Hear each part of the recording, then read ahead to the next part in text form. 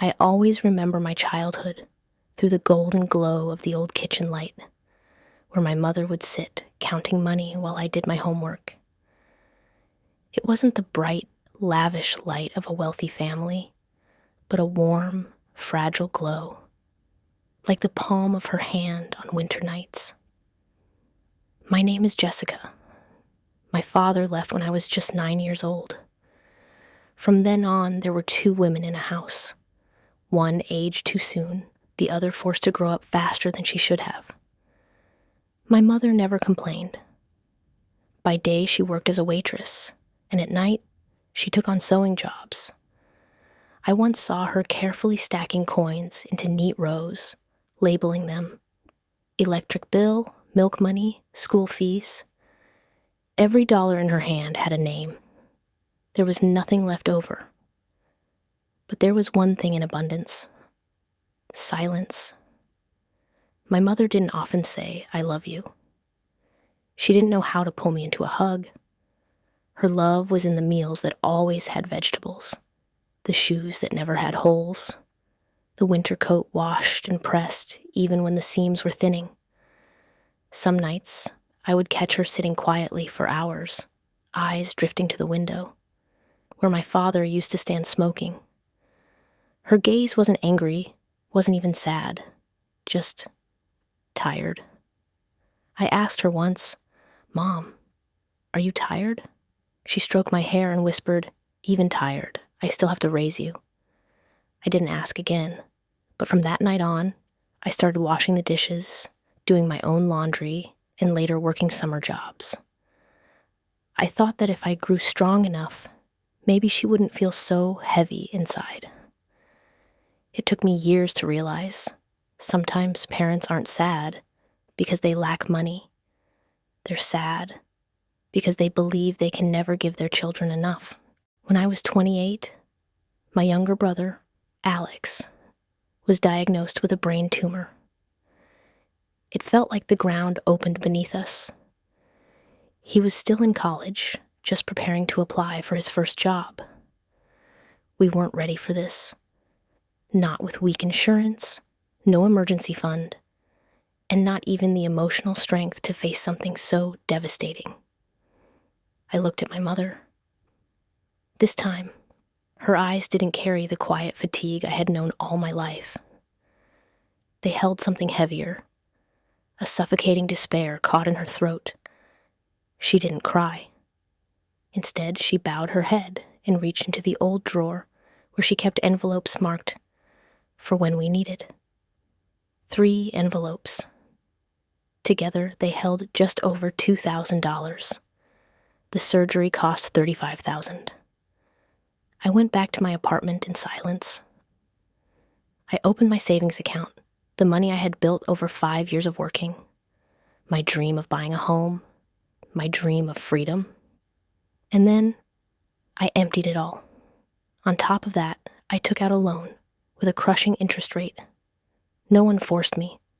I chose it. Because I loved my brother.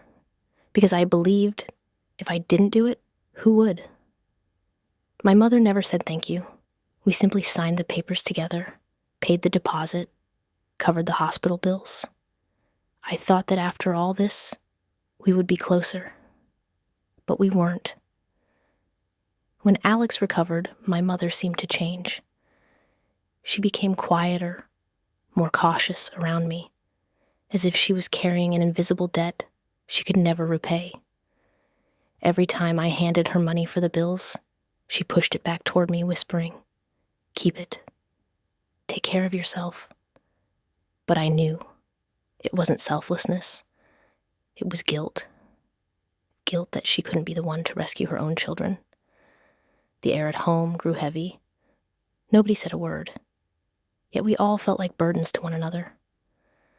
Money, what we thought would save us, had built walls instead. And kindness, when wrapped in silence, sometimes hurts more than it heals. That night, I came home late. The rain was falling lightly, and the damp, cold hallway felt as if the whole world was pushing me away from something familiar. My mother was already waiting in the living room.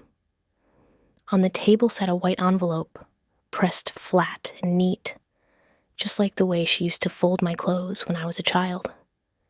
"Take this. It's for you." I opened the envelope. Inside was a check, $3,000.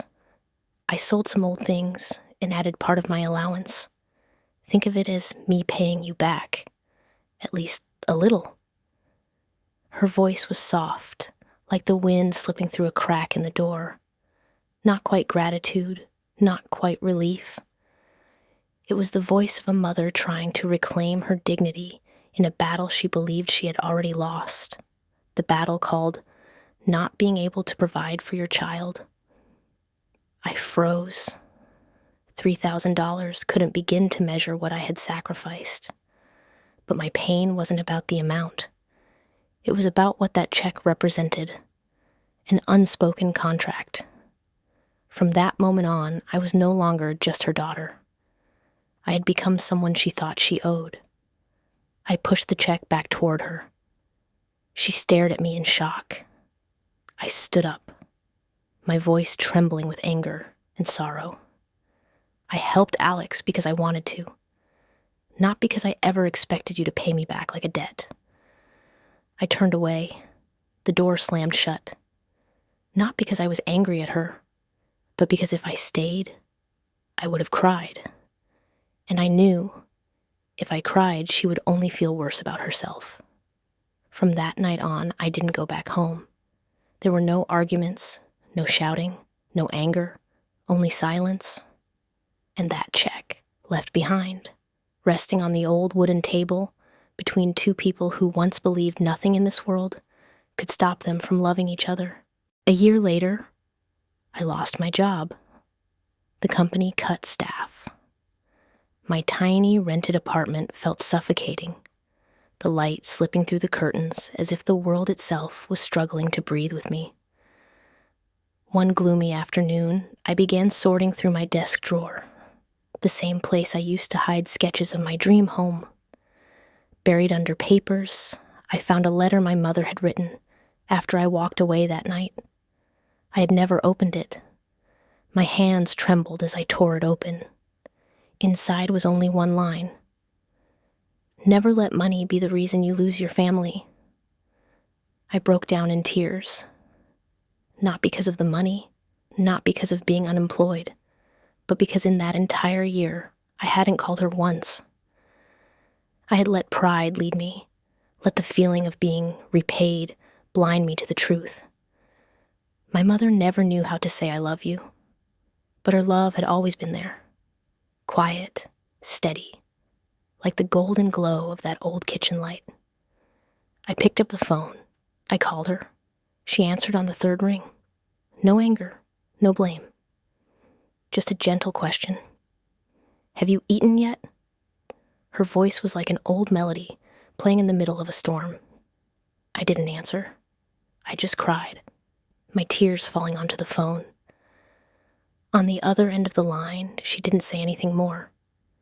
But I heard the sound of boiling water, the clinking of spoons and chopsticks, the sound of home, and my heart was warm again. I came home on an early autumn afternoon. Golden maple leaves covered the path, the branches swaying gently, as if welcoming a wanderer back. The old house was the same. The door still creaked. The faint scent of wood and cinnamon lingered in the air, pulling me back to days I thought I had forgotten. My mother opened the door. She didn't hug me, didn't say a word. She simply stepped aside so I could walk in. That silence, no longer cold, but tender, like the late sun resting softly on gray hair. We had dinner together, a simple meal, braised chicken, sautéed cabbage, toasted bread, familiar flavors. It felt as if nothing had ever broken. I washed the dishes. My mother stood behind me, gently laying her hand on my shoulder. The touch was so light. But in that moment, I felt as if everything had already been forgiven. No one mentioned the check, No one said I'm sorry, but I understood. My mother had forgiven herself, and I had learned the most precious lesson through all the loss: that money can build a house, but only love can keep it a home. That helping someone should never come with expectation, and that when we measure love in dollars, we risk losing the most sacred thing of all. The check from that night no longer exists, but the embrace my mother gave me that evening, that will stay with me forever. What have you lost because of money? Share your story in the comments, and don't forget to subscribe to Whisper of Money, where every story of money is really a story about the heart.